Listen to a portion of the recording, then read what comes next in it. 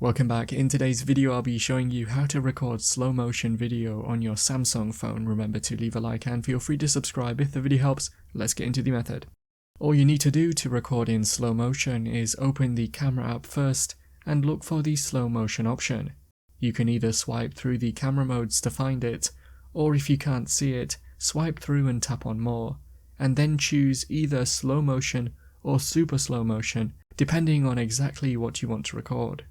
Now that you're in this mode, you can change related settings, such as record when motion is detected, or just record the video as normal. That's how to record slow motion video on your Samsung phone. Click the card on screen now to watch a video of mine showing you 10 easy ways to speed up your Samsung device. If you have any questions, then let me know in the comments below, and if you did find today's video helpful, remember to leave a like and feel free to subscribe for more tips in the future. Be sure to stick around to see some of my other videos that you might be interested in. Thanks so much for watching, and I will see you in another video.